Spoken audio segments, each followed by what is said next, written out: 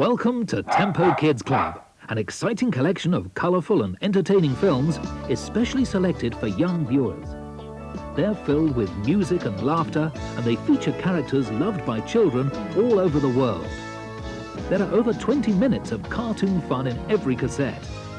After you've enjoyed this show, you'll want the complete collection on your video shelf. Collect 6 Tempo Kids Club video tokens, there's 1 on every Tempo Kids Club pack, and send for your 7th video free.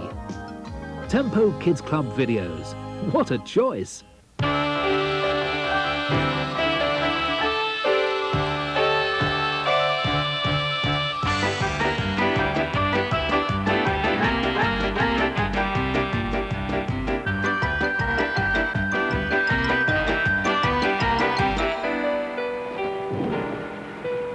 Tell me another story about our family. Oh, Joe, I'm really a bit tired, love. If I make some cocoa and sandwiches? All right, then. It's a deal.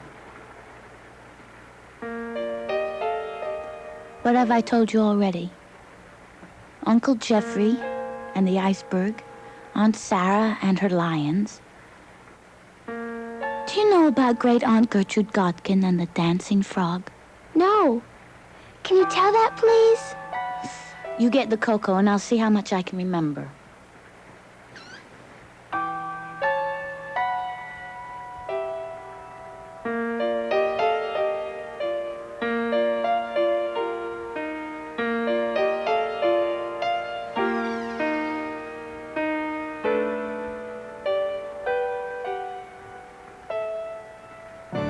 When Gertrude was a young woman, she married an officer in the Navy. He was very handsome with his black beard and smart uniform.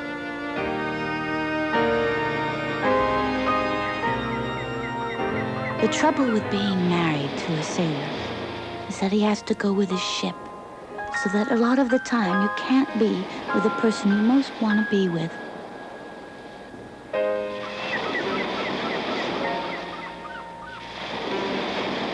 Anyway, they were happy when they were together. And they had a house by the sea. Gertrude would watch for a ship returning.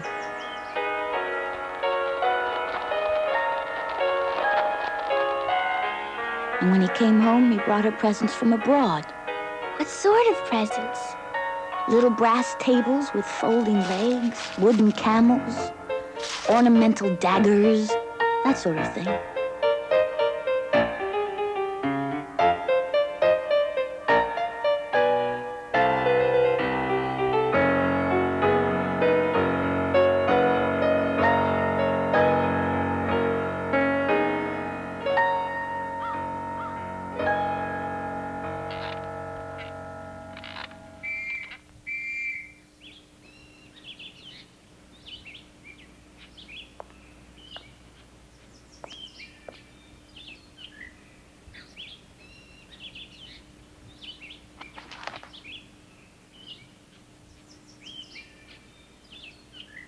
It's not from him. I was hoping it was from my husband. Maybe tomorrow.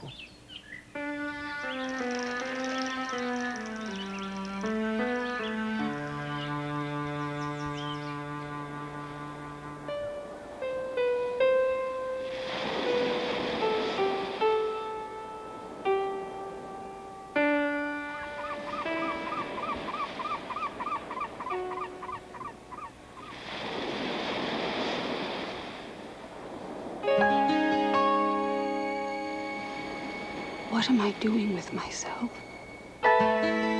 What am I doing with myself?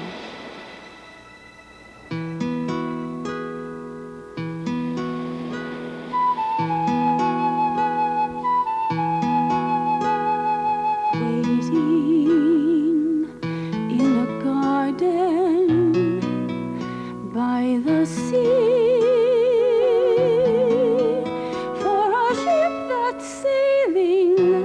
Far away from me.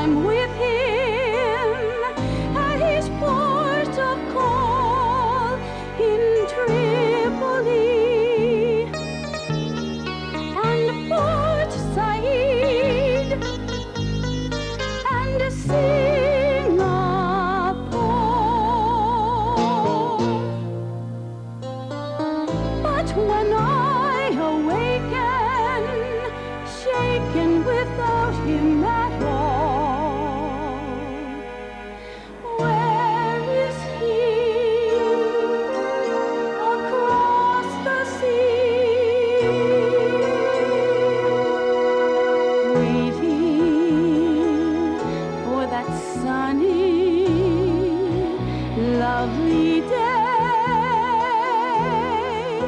when my love is back with me and won't have to go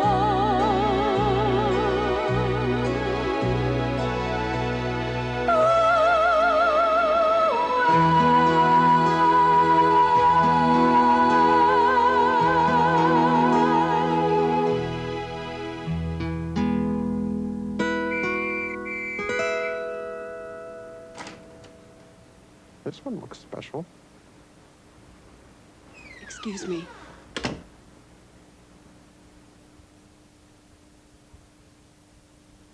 One day the ship didn't come back. There was a letter from the Navy to say that the ship had sunk and Gertrude Saylor was drowned. You can imagine how awful it must have been to get a letter like that. Yes. There can't have seemed anything in life worth living for. And she was on the point of throwing herself into the river so that she could be drowned too, like her husband, and finished.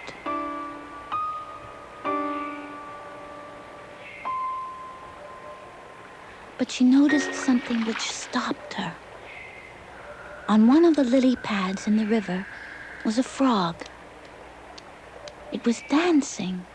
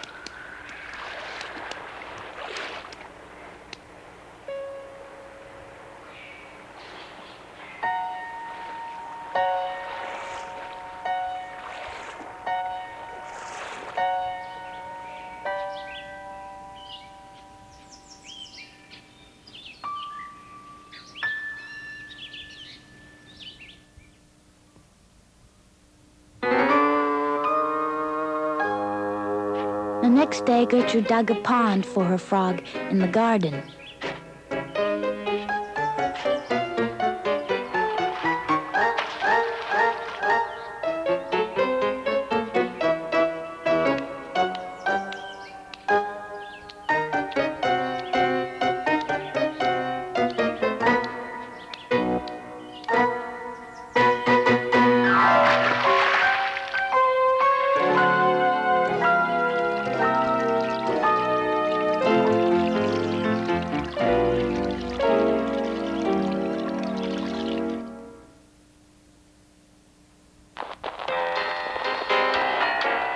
That evening, Gertrude put a record on the gramophone, and the frogs started to do a new kind of dance. Dance to music.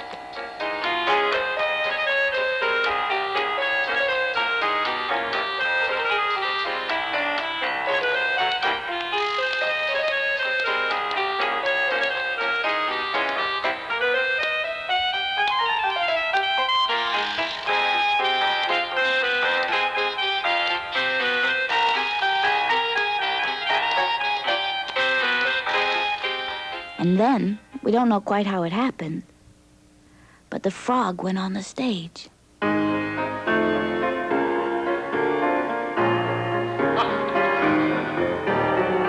Perhaps Gertrude knew someone at the local theater. A dancing frog is a rather unusual thing. And no doubt Gertrude didn't have much money after her husband disappeared, and she was glad of anything they could earn. Anyway, for the first time, the frog's name appeared on a theater poster right at the bottom. George, the dancing frog. Was that his name then? I don't know, really. Maybe it was just his stage name. After that, they traveled around the country wherever they could get work. It must have been a hard life for Gertrude, staying in cheap lodgings, arguing with landladies who didn't want a frog in their rooms. Wait a minute. No frogs in my house. Oh, please. He doesn't make much noise. No frogs. I promise. You won't even notice that he's here. Out.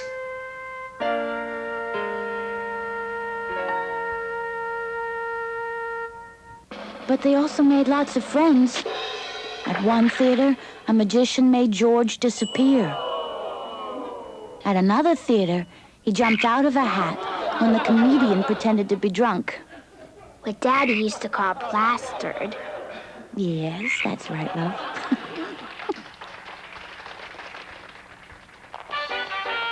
George learned lots of new dances. The soft shoe, the cakewalk,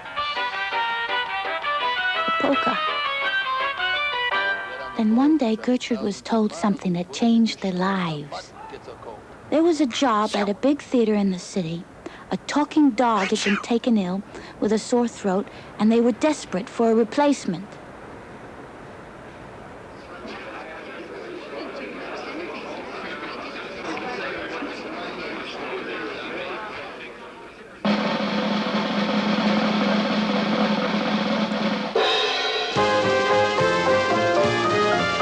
With two left feet and both offbeat, it's best you don't slow down at all.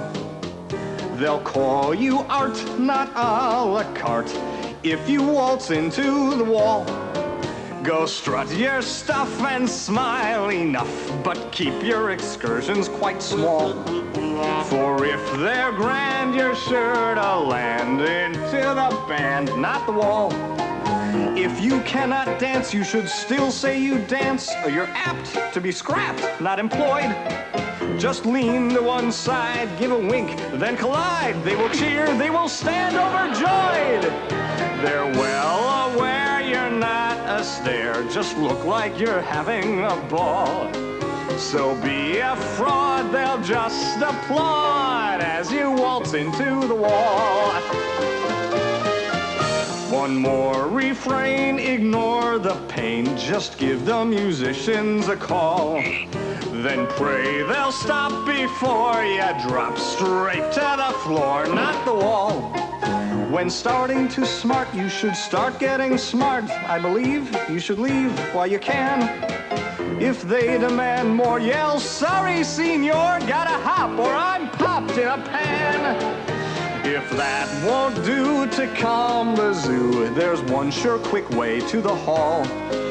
Just stand up tall and caterwaul, heave-ho, then waltz right through the wall.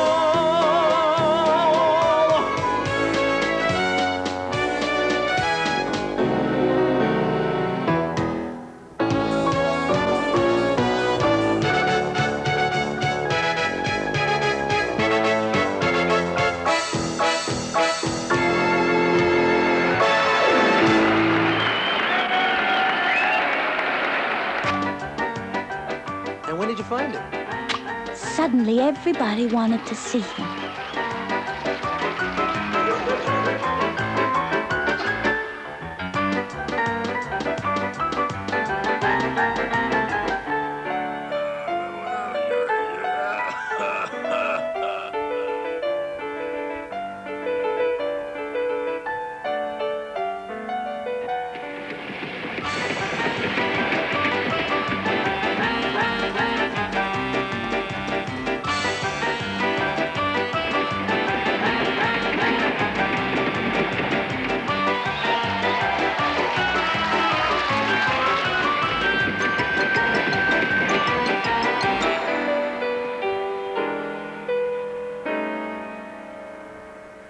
Well, George, at least we're no longer poor.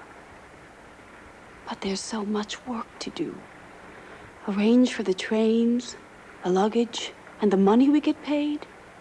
It's so exhausting. And you, poor dear. All that dancing. There's so little time for you to relax. It is exciting, though. Traveling around the world, strange cities, warm nights. Maybe I'm just tired.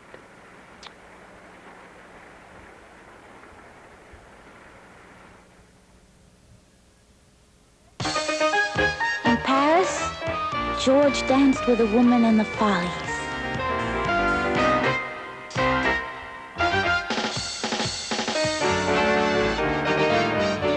He danced with Spanish dancers.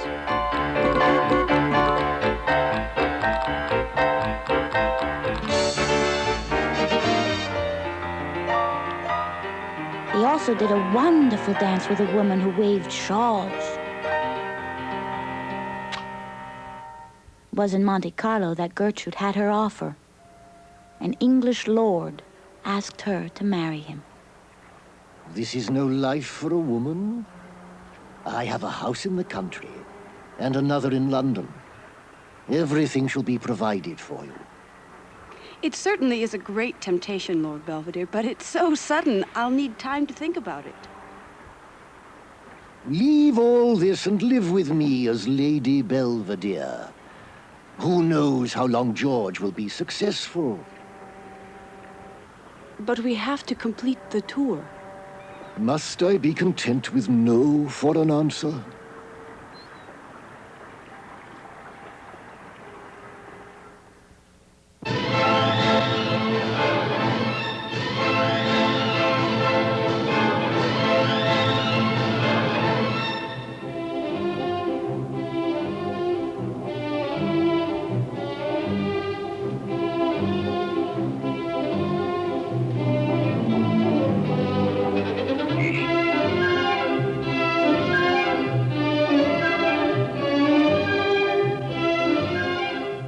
Lord Belvedere followed her to Russia, where George danced in a special version of Swan Lake.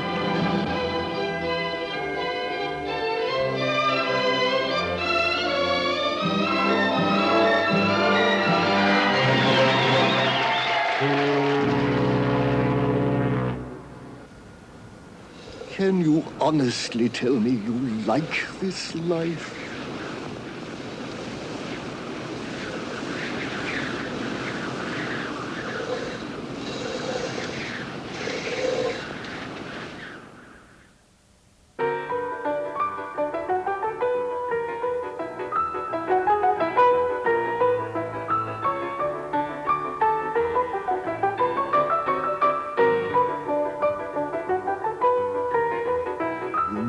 Give me an answer.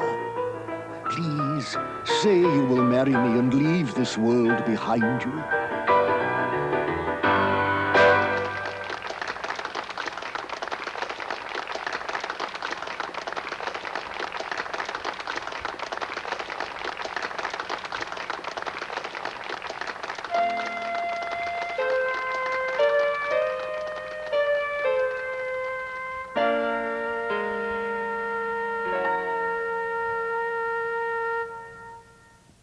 What answer can I give him? It's so complicated now.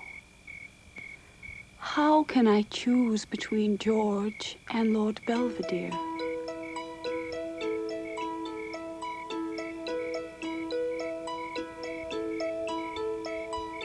Choosing which of two fates to pursue. Should I stay near footlights or say I do? Choosing, it's not easy. How to see which of these two roads lead to all the best in me. I could be a smashing Lady Belvedere, serving tea and cakes soaked in champagne. But when one day I awaken, shaken with the fear, I chose all wrong. Yes, that old song. Choosing, I am lost here in this fog. Should I wed the wealthy man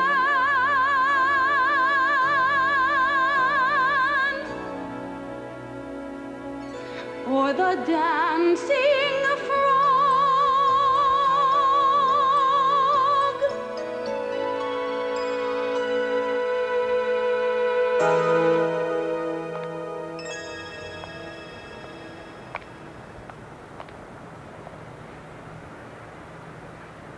Oh, look at that smoke. It's a fire in the hotel.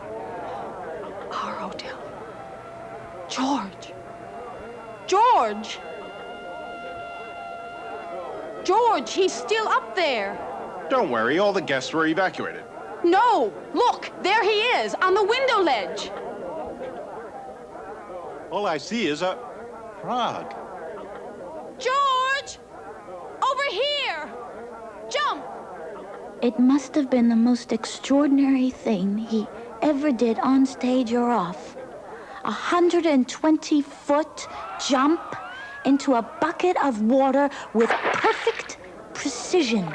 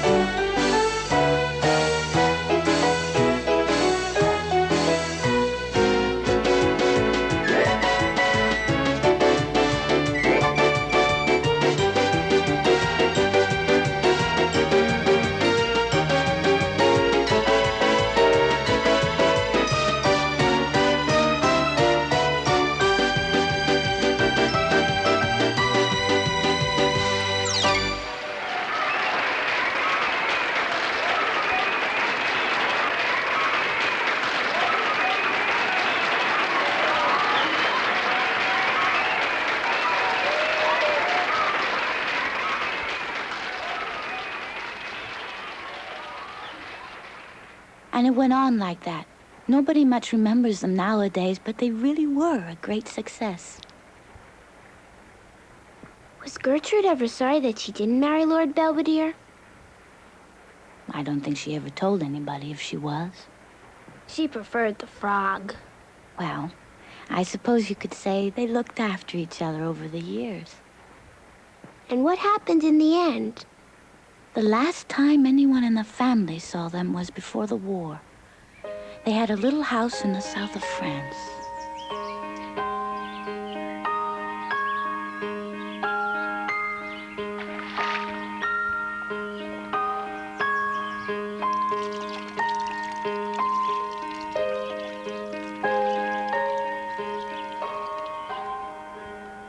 Are they dead now? Well, that was a long time ago, so I suppose they must be. Was that a true story? More or less. But frogs don't really dance. Do they? Not normally, no. And no one could really put a frog on stage. You can do all kinds of things if you need to enough.